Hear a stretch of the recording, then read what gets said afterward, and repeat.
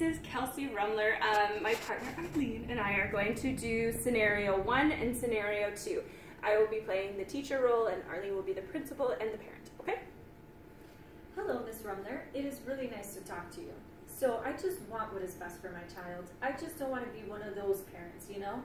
I know Susie was tested for the gifted program and made a 130 on her WISC-4, which is great, but I still have a few questions. Of course, all of this stuff, the new information, new teachers, shuffling Susie around to best meet her needs can be really overwhelming and confusing. How can I help? When I went to the guidance counselor, she kept saying the curriculum was differentiated. What does that mean? How does that look in a gifted classroom versus a regular classroom? Okay, so differentiated curriculum is where teachers can change the curriculum or classwork to best meet the needs of your student. Meaning, I can change how the information is delivered and how it is graded. In a gifted classroom, we have a lot more flexibility on what we can learn and how far we can take it. We are able to take student interest in consideration. This allows their passions to drive their learning. We are more flexible with how and what these students are able to create. If a student wants to create a 3D model or write a poem, etc., they're allowed to do it. As long as they show student growth, we can allow this content area to be produced that way. This is because students or grades are based upon performances and mastering standards. We use rubrics to show growth. Now I understand. Sounds fabulous. Sign Susie up. Okay, so this is the debrief. Many questions that parents have when their child is identified as gifted is what are you going to teach them and how are you going to teach them? It's important to remember that parents are only trying to advocate for their student. They want to make sure their needs and accommodations for their student are met. According to Julia Osborne in her series Educational Advocacy for Gifted Students, differentiated curriculum can look so different from classroom to classroom and student to student. It is important that all teachers spell out exactly what is required for a student, but let them have the freedom to create creatively.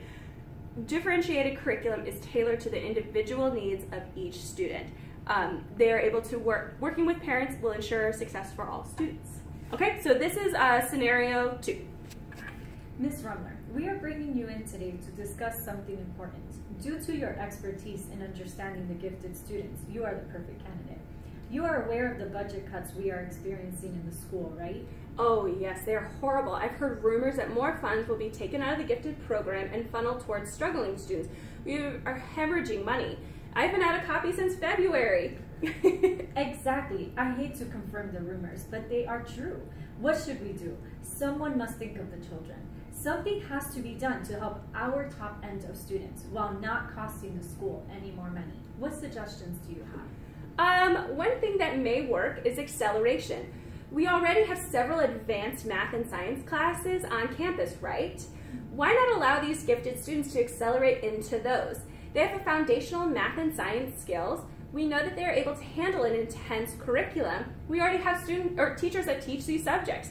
It wouldn't cost any extra. It seems perfect. Wow, it does seem perfect. But wouldn't it be difficult for a younger student to be placed with older students? What are the emotional drawbacks?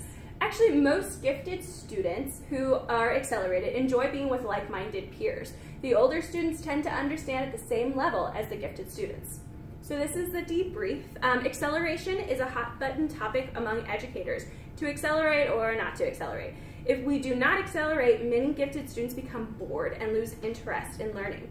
In the article, Does No Child Left Behind Require That No Child Can Get Ahead? By the Davison Institute for Talent and Development, as many as 40% of all gifted students are underachievers, and between 10 and 20% of all high school dropouts test in the gifted range.